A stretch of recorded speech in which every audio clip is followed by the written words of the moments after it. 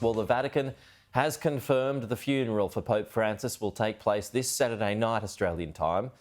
The Pontiff's passing has triggered a wave of grief across the world for millions of Catholics as they pay their respects. Cardinals have descended on Rome today to begin the conclave process, which will happen after the funeral, and will see them elect a new pope. For the first time in more than a decade, the Vatican awoke with no pope to look to for guidance. Here's an absence felt by more than 1 billion Catholics.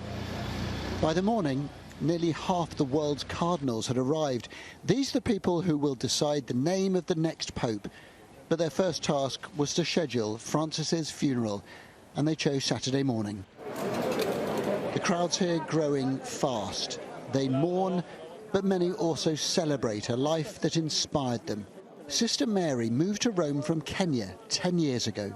How will you remember him?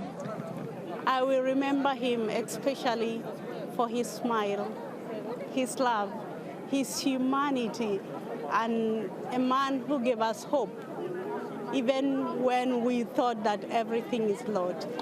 I will remember him that way. We now know the Pope woke as normal on Monday at 6 a.m, but suffered a stroke about an hour later. A police escort was requested to get him to hospital, and it was then cancelled when it became clear that Francis could not recover. The Pope lies in state within the Vatican. His funeral service will be held here, but then he will be taken across Rome to the Basilica Santa Maria Maggiore, where he will be buried. Back at the Vatican, the sun beats down and the square ever more packed. Pope Francis's decision not to be buried here at St. Peter's, but instead across town at Santa Maria Maggiore, is a break with tradition. It's not unprecedented, but it's certainly unusual. And it means that the task of organising this event, already dauntingly complex, has now become even more complicated. Prince William will represent the King. Keir Starmer will also attend.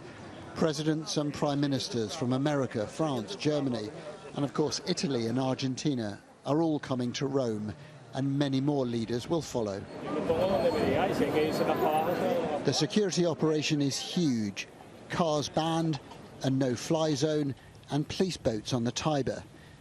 It is a big challenge for Matteo Scamma, the person in charge of protecting everyone and everything involved in this funeral. This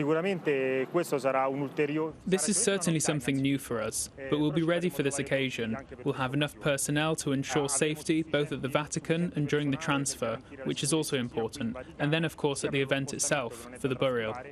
Pope Francis's body will be moved into St. Peter's Basilica tomorrow, when the public will be able to file past, and the crowds here will simply grow and grow.